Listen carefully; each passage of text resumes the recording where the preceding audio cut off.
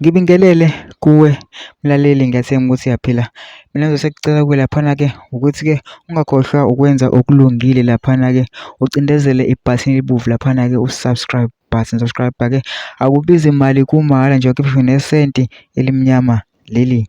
Udaba kulethele lona-ke namhlanje lithi-ke Umhlaziyi kaMaskandi laphana-ke useveze ukuthi uhlelo lukaMthandeni oludlala ku-TV seliyabuya kwi-TV. Waphinda-ke laphana waveza ukuthi oluka Khuzani lona uhlelo lakhishwelani kwi-TV. Mina ngifuna ukuthi wezongami-ke ngikudlalela-ke i-clip lana uyizwele wena. Ngizokucela kuwe laphana ukuthi-ke ungene kuma-comment section-ke ubhale ukuthi ucabangani-ke ngalo lolu daba-ke, uphinde futhi-ke ungakhohlwa ucindezele ibhathini elibomvu laphana-ke usubscribe. Subscribe akubizi mali, kumahhala, ukhiphe nesenti elimnyama leli-ke. Nayi-ke le clip-ke awuyithokozele-ke.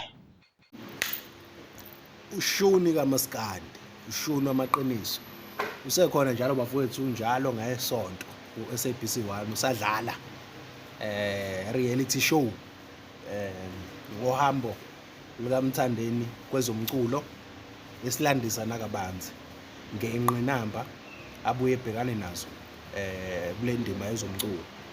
Sibonge nje Mthonga, ngeke-ke ningizwe sekukhona engimgxekayo ngithi wakhishwa yena kuluyashuni ngoba kuthiwa esikhundleni sokuthi enze i-reality show ngomculo wakhe walanda i-ex kaMthandeni wayishutha wayifaka i-reality show. Ngeke ngizwe-ke ngisho lezo zinto, mina angisuwunondaba, ngeke ngiyibale lezo zinto lezo. Mina ngithi nje ngesonto, shuni kaMaskandi, ushuni wamaqiniso.